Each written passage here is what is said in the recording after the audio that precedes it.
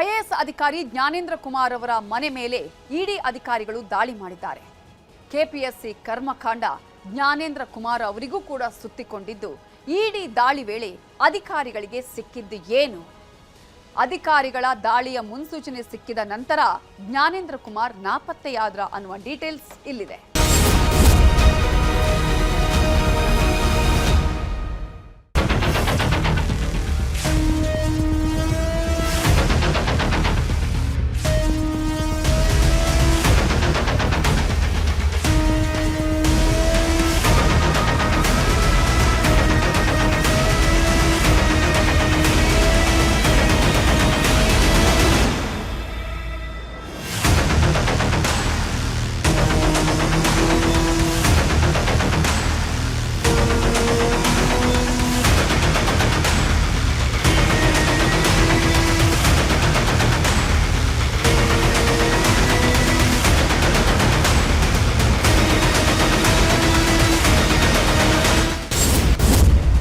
KPSC ಕರ್ಮಕಾಂಡ, ರಾಜ್ಯದಲ್ಲಿ ಇಡಿ operation. Jnanendra ನಾಪತ್ತೆಗೆ ಕಾರಣ ಆಯ್ತಾ ಕೆಪಿಎಸ್ಸಿ ಪಶುಕಾಂಡ? ಇಡಿ ದಾಳಿ ಸೂಚನೆ ಸಿಕ್ಕಿ ಎಸ್ಕೇಪ್ ಆದ್ರ ಆಫೀಸರ್.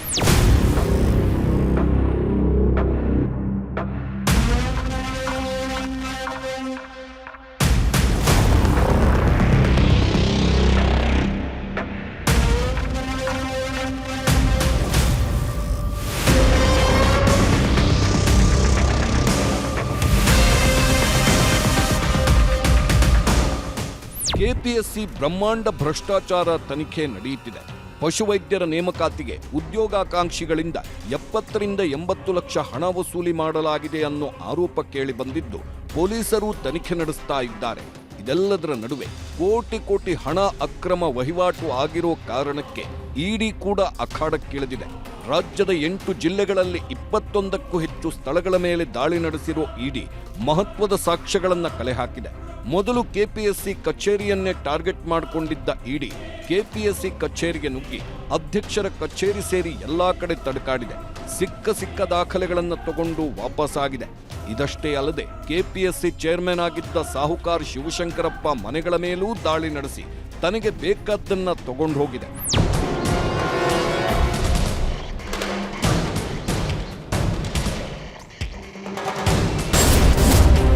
ಉದ್ಯೋಗಾಕಾಂಕ್ಷಿಗಳು, ಉದ್ಯೋಗಿಗಳಿಗೂ ಶಾಕ್. ಇಡಿ ದಾಳಿ ಯಾವ ರೀತಿ ಇತ್ತು ಅಂದ್ರೆ, ಒಂದೇ ಬಾರಿಗೆ 8 ಜಿಲ್ಲೆಗಳಲ್ಲಿ ದಾಳಿ ಮಾಡಿತ್ತು.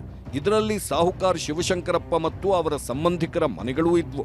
ಅಷ್ಟೇ ಅಲ್ಲದೆ ಕೆಪಿಎಸ್ಸಿಯಿಂದಲೇ ಆಯ್ಕೆಯಾದ ಕೆಲವು ಉದ್ಯೋಗಿಗಳು ಮತ್ತು ಆಯ್ಕೆಯಾಗಬೇಕಿದ್ದ ಉದ್ಯೋಗಿಗಳ ಮನೆಗಳನ್ನೂ ಇಡಿ ತಡಕಾಡಿತ್ತು.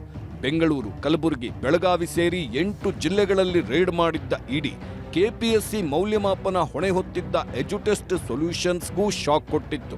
ಕೆಪಿಎಸ್ಸಿಗೆ ಸಂಬಂಧಿಸಿದಂತೆ ಇಷ್ಟೆಲ್ಲ ಸಂಸ್ಥೆಗಳ ಮೇಲೆ ದಾಳಿ ನಡೆಸಿದ್ದ ಇಡಿ ಕೆಪಿಎಸ್ಸಿ ಎಕ್ಸಾಮ್ ಕಂಟ್ರೋಲರ್ ಆಗಿದ್ದ ಜ್ಞಾನೇಂದ್ರಗೆ ಶಾಕ್ ಕೊಡುವುದಕ್ಕೂ ಕಾಯ್ತಾ ಇತ್ತು. ಪಶುವೈದ್ಯರ ನೇಮಕಾತಿ ಪ್ರಕ್ರಿಯೆ ನಡೆದಿದ್ದೇ ಜ್ಞಾನೇಂದ್ರ ಕುಮಾರ್ ನೇತೃತ್ವದಲ್ಲಿ. ಇದೇ ಕಾರಣಕ್ಕೆ ಇಡಿ ಜ್ಞಾನೇಂದ್ರಗೆ ಶಾಕ್ ಕೊಟ್ಟಿತ್ತು. ಜ್ಞಾನೇಂದ್ರ ಕುಮಾರ್ ಗಂಗ್ವಾರ್ ಪಶುವೈದ್ಯಾಧಿಕಾರಿಗಳ ನೇಮಕಾತಿ ಇನ್ಚಾರ್ಜ್ ಆಗಿದ್ದರು. ಇಡೀ ನೇಮಕಾತಿ ಪ್ರಕ್ರಿಯೆಗೆ ಈತನೇ ಮುಖ್ಯಸ್ಥನಾಗಿದ್ದ. ಪ್ರಶ್ನೆ ಪತ್ರಿಕೆ ತಯಾರಿ, ಪ್ರಿಂಟಿಂಗ್, ಪರೀಕ್ಷಾ ಭದ್ರತೆ, ಮೇಲ್ವಿಚಾರಣೆ ಎಲ್ಲದಕ್ಕೂ ಜ್ಞಾನೇಂದ್ರ ನೇತೃತ್ವ ಇತ್ತು. ಅಕ್ರಮದಲ್ಲಿ ಜ್ಞಾನೇಂದ್ರ ಕುಮಾರ್ ಕೂಡ ಭಾಗಿಯಾಗಿರೋ ಶಂಕೆ ವ್ಯಕ್ತವಾಗಿತ್ತು. ಹಲವರ ಮನೆ ಮೇಲೆ ದಾಳಿ ನಡೆದಾಗ ಪ್ರಮುಖ ದಾಖಲೆ ಸಾಕ್ಷ್ಯ ಪತ್ತೆಯಾಗಿತ್ತು. ಅಕ್ರಮದಲ್ಲಿ ಐಎಎಸ್ ಅಧಿಕಾರಿ ಜ್ಞಾನೇಂದ್ರಗೂ ಲಿಂಕ್ ಇರುವ ಸಂಶಯ ವ್ಯಕ್ತವಾಗಿತ್ತು. ಆದ್ದರಿಂದ ವಾರಂಟ್ ಸಮೇತ ದಾಳಿ ನಡೆಸಿತ್ತು ಇಡಿ ಟೀಮ್. ಅತ್ತ ನಾಪತ್ತೆಯಾದ ಜ್ಞಾನೇಂದ್ರ, ಇತ್ತ ದಾಳಿ ನಡೆಸಿದ ಇಡಿ. ಜ್ಞಾನೇಂದ್ರ ಕುಮಾರ್ ಗಂಗ್ವಾರ್ ಕೆಲವು ದಿನಗಳಿಂದ ಕಾಣಿಸಿಕೊಂಡಿರಲಿಲ್ಲ. ಶನಿವಾರ ಜ್ಞಾನೇಂದ್ರ ನಾಪತ್ತೆಯಾಗಿದ್ದಾರೆ ಅನ್ನೋ ಮಾತುಗಳು ಹರಿದಾಡಿದ್ದವು. ಈ ಮಾತುಗಳು ಕೇಳಿ ಬಂದ ಮೇಲೆ ಜ್ಞಾನೇಂದ್ರ ಕುಮಾರ್ ಅನುಮತಿ ಪಡ್ಕೊಂಡು ಉತ್ತರ ಪ್ರದೇಶದಲ್ಲಿರುವ ತಮ್ಮ ಸ್ವಗ್ರಾಮಕ್ಕೆ ತೆರಳಿದ್ದಾರೆ ಅಂತ ಗೃಹ ಸಚಿವ ಪ್ರಿಯಾಂಕ್ ಖರ್ಗೆ ಹೇಳಿದ್ದರು. ಆದರೆ ಇಲ್ಲೊಂದು ಟ್ವಿಸ್ಟ್ ಸಿಕ್ತು. ಜ್ಞಾನೇಂದ್ರ ನಾಪತ್ತೆಯಾಗಿದ್ದಾರೆ ಅನ್ನೋ ಮಾತುಗಳು ಕೇಳಿಬಂದ ಬೆನ್ನಲ್ಲೇ ಜ್ಞಾನೇಂದ್ರ ಮನೆಗೆ ಎಂಟ್ರಿ ಕೊಟ್ಟಿತ್ತು ಇಡಿ. ಭಾನುವಾರ ಬೆಂಗಳೂರಿನ ಜಯಮಹಲ್ ರಸ್ತೆಯ ಸಮೀಪದಲ್ಲಿರುವ ಗಂಗ್ವಾರ್ ಅವರ ಅಪಾರ್ಟ್ಮೆಂಟ್ಗೆ ಇಡಿ ತೆರಳಿದ್ದು ತಲಾಶ್ ನಡೆಸಿದೆ.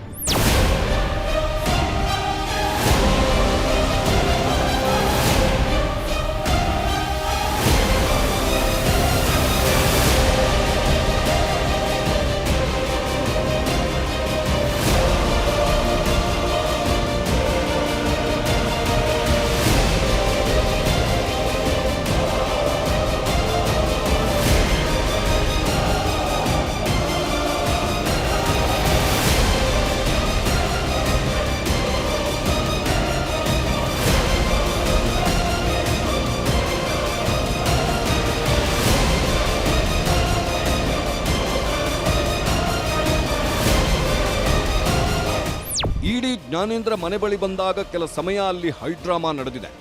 ಜ್ಞಾನೇಂದ್ರ ಮನೆಯ ಗೇಟ್ ಲಾಕ್ ಮಾಡಿದ್ದ ಸಿಬ್ಬಂದಿ ಇಡಿ ಅಧಿಕಾರಿಗಳನ್ನ ಮನೆ ಒಳಗೆ ಬಿಟ್ಟಿರಲಿಲ್ಲ. ಜ್ಞಾನೇಂದ್ರ ಮನೆಯಲ್ಲಿಲ್ಲ ಅಂತ ಹೇಳುತ್ತಿದ್ದ ಸಿಬ್ಬಂದಿ ಸುಮಾರು 1 ಗಂಟೆ ಕಾಲ ಇಡಿ ಅಧಿಕಾರಿಗಳನ್ನ ಹೊರಗೆ ನಿಲ್ಲಿಸಿದ್ದರು. ಕೊನೆಗೆ ನಕಲಿ ಕೀ ಬಳಸಿ ಬಾಗಿಲು ತೆಗೆದು ಒಳಹೋಗಿ ಪರಿಶೀಲನೆ ನಡೆಸಬೇಕಾಯಿತು.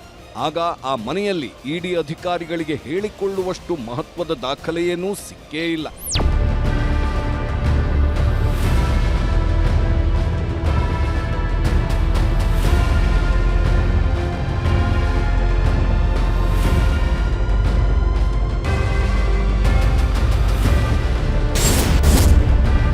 ಇಡಿ ಅಧಿಕಾರಿಗಳಿಗೆ ಜ್ಞಾನೇಂದ್ರ ಮನೆಯಲ್ಲಿ ಏನೂ ಸಿಕ್ಕಿಲ್ಲ.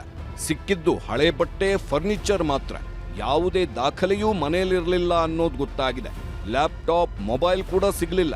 ಕೊನೆಗೆ ಮಹಜರು ಪ್ರಕ್ರಿಯೆ ನಡೆಸಿ ಬರಿಗೈಯಲ್ಲಿ ವಾಪಸ್ಸಾಗಿದ್ದಾರೆ ಇಡಿ ಅಧಿಕಾರಿಗಳು.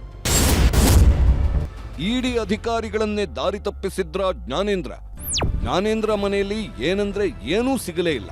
ಜ್ಞಾನೇಂದ್ರ ಮನೆಯನ್ನ ತಡ್ಕಾಡುವುದಕ್ಕೋದ ಅಧಿಕಾರಿಗಳು ಕೊನೆಗೆ ಬರಿಗೈಯಲ್ಲಿ ವಾಪಸ್ಸಾಗಿದ್ದಾರೆ. ಇದೆಲ್ಲ ನೋಡ್ತಾ ಇದ್ರೆ ಜ್ಞಾನೇಂದ್ರ ಇಡಿ ದಾಳಿ ಮುನ್ಸೂಚನೆ ಅರಿತೇ ಎಸ್ಕೇಪ್ ಆಗಿದ್ದಾರೆ ಅನ್ನೋ ಅನುಮಾನಗಳು ಎಲ್ಲರನ್ನೂ ಕಾಡಿವೆ.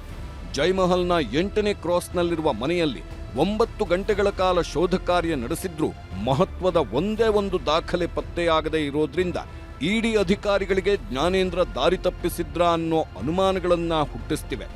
ಅಕ್ಕಪಕ್ಕದವರು ಕೂಡ ಜ್ಞಾನೇಂದ್ರ ಮನೆ ಶೋಧಕ್ಕೆ ಅಸಹಕಾರ ವ್ಯಕ್ತಪಡಿಸಿದ್ದರು ಅನ್ನೋದು ಗೊತ್ತಾಗಿದೆ.